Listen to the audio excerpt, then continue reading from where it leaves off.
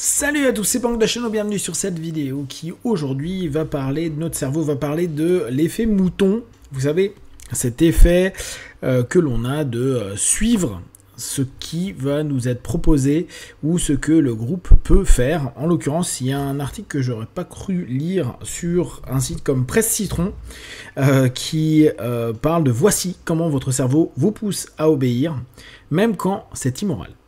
On avait déjà vu ce principe de moralité et les notions de moralité qui souvent peuvent être modifiées pour répondre à un ensemble de critères qu'on a achetés en amont. Ça reste quelque chose d'intéressant. On rend moral les choses auxquelles on a envie de croire ou aux idéaux et à l'investissement idéologique dans lesquels on a pu aller. Le cerveau a ses failles, surtout quand quelqu'un vous pousse à prendre une décision. Donc c'est Camille Coirot qui a écrit ça. Pensez-vous que vous seriez capable de résister à un ordre que vous jugeriez injuste? Et la question, elle est hyper intéressante, parce que c'est souvent le fameux « Moi, sous les nazis, j'aurais jamais fait ça, j'aurais été résistant de la première heure. » Ouais. On voit, par rapport aux réseaux sociaux et nos façons de réagir, où, vu qu'on a des points de vue moraux qui sont hyper différents, qu'on a nos croyances, nos valeurs, nos façons de vivre, plein de pressions internes et externes peuvent complètement nous faire vriller, voire accepter des ordres ou des orientations qu'on juge immorales, en tout cas injustes. Quand vous vous refuseriez de nuire simplement parce que on vous le demande, voilà qui serait bien rassurant. Là aussi, si on reprend le contexte hypnotique, on peut assez facilement par du conditionnement entraîner des personnes qui initialement n'ont rien contre d'autres personnes, aller jusqu'à nuire parce qu'on lui demande. On pourrait même dire que certains aspects militaires, c'est parce que c'est le plus connu, mais il y a plein de façons de faire, peut emmener des jeunes de 18 à 25 ans à tuer des personnes envers qui, factuellement, ils n'ont aucun réel problème. C'est juste leur état-major, juste une politique d'un président qui les amène à considérer l'autre comme un ennemi à abattre. Malheureusement, ce n'est pas réellement comme cela que fonctionne votre cerveau. Selon cette nouvelle étude publiée dans l'édition de mars de Cerebral Cortex,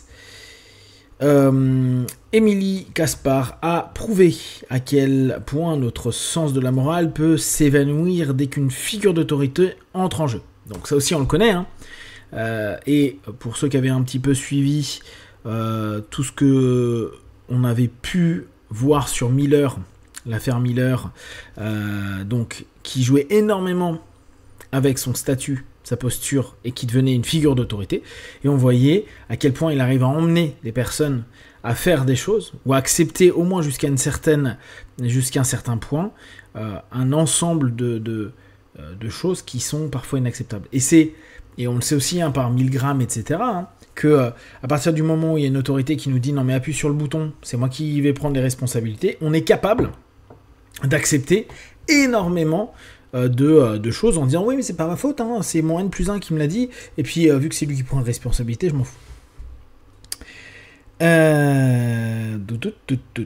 Face à un ordre, notre cerveau semble débrancher une partie de lui-même, celle qui dit « c'est moi qui décide ». Donc c'est intéressant. Là, il y a un élément où il faudrait que je lise plus en profondeur l'article, mais le rapport à l'ordre, il va être contesté par le facteur critique. Là, je reprends dans notre modèle hypnotique.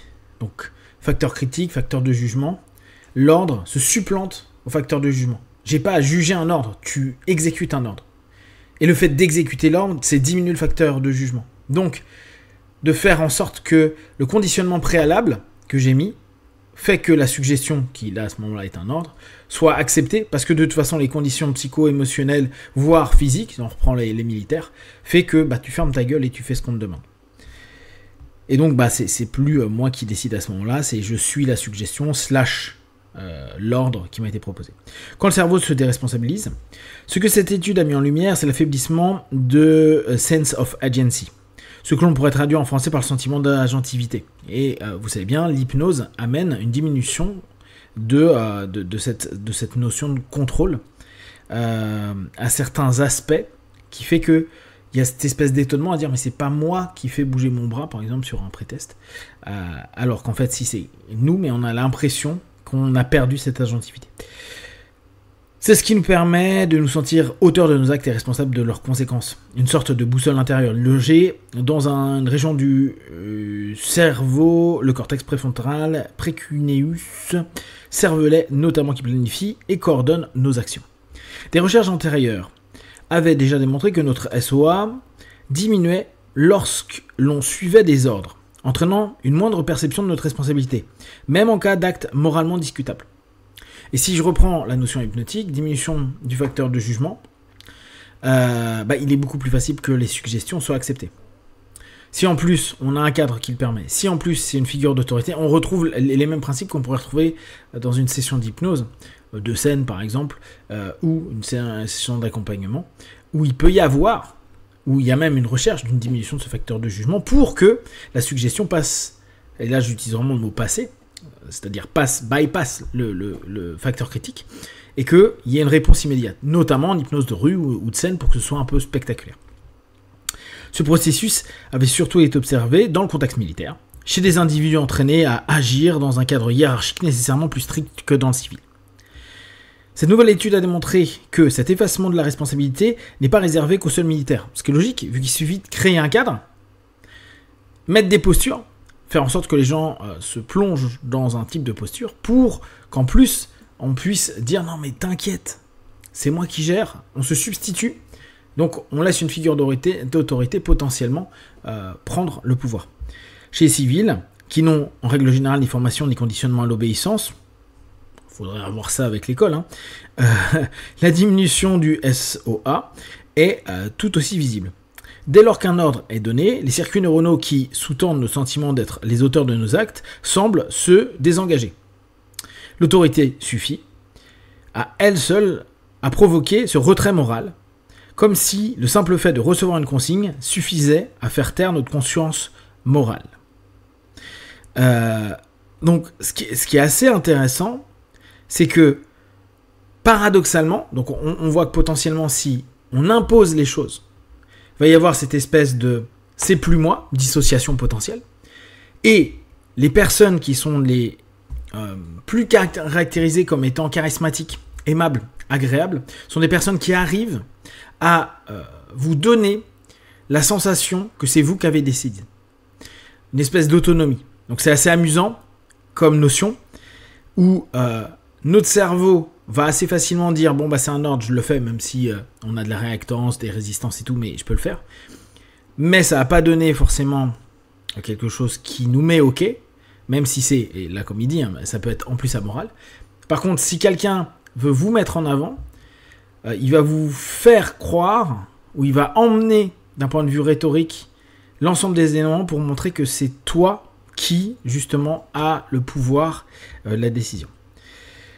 Pour en arriver à cette conclusion, les auteurs ont placé 43 personnes, 19 élèves officiers et 24 civils, dans une situation assez inconfortable, décider s'ils allaient administrer une légère décharge électrique à une autre personne. Bon, ça, on connaît bien ce test-là. Parfois, ils pouvaient librement choisir, parfois, ils recevaient des ordres de le faire. Les participants prenaient leurs décisions pendant que leur activité cérébrale était enregistrée en temps réel grâce à l'imagerie par résonance magnétique, permettant aux chercheurs d'observer comment certaines régions du cerveau s'activaient ou s'inhibaient en fonction du contexte. Chaque choix ou obéissance contrainte. Choix libre, choix libre ou obéissance contrainte. Voici ce qu'ils ont observé. Dès qu'un ordre intervenait, le SOA chutait. Pour mesurer cette chute, les chercheurs se sont appuyés sur un phénomène bien connu en neurosciences, le temporal binding. En temps normal, plus on se sent responsable d'une action, plus on perçoit son effet comme proche dans le temps, comme si les causes et conséquences étaient jointes. Cependant, lorsque ce lien se distend, quand on a l'impression que l'effet survient après coup, cela indique que le sentiment d'avoir causé l'action s'est atténué. Donc quand on n'a pas immédiatement le cause à effet, et qu'on se dit peut-être qu'il y aura un effet, ou qu'importe les effets, à ce moment-là, on est sur ce rapport, ce qui est logique, qui nous ramène à une forme de dissociation, et donc que les conséquences sont moins associées à ce qu'on vient de faire.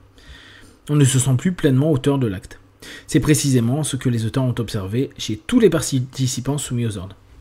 Peut-être faut-il cesser de croire que la morale réside uniquement dans les principes et commencer à regarder comment elle résiste ou non à la contrainte. Et ça, on le sait bien, tout le travail sur la contrainte psycho est plutôt bien étudié et on revient vraiment sur les vieilles expériences Milgram et Co. Cette étude en montrant que notre sentiment d'agir et de notre propre chef peut s'éteindre lorsqu'un ordre nous est donné, nous invite à considérer cette question d'une autre manière, à ne plus nous demander seulement qui est responsable, mais plutôt qui me l'a ordonné et comment cela a-t-il effacé ma voix intérieure, diminution du facteur de jugement. Il serait tentant de voir dans ces résultats une excuse universelle, mais ce serait une grave erreur. Reconnaître les limites de notre autonomie, sous effet de l'autorité, ce n'est pas s'en dédouaner, c'est comprendre qu'il faut la défendre activement ou s'en voir privé. L'article est sympa. Si vous avez des questions et des remarques sur le sujet, partagez sur Facebook, YouTube, j'y répondrai le plus rapidement possible. Comme d'habitude, de tout ce que je propose, ne prenez que ce qui est bon et juste pour vous. Testez, observez, analysez et concluez. Be one. Ciao.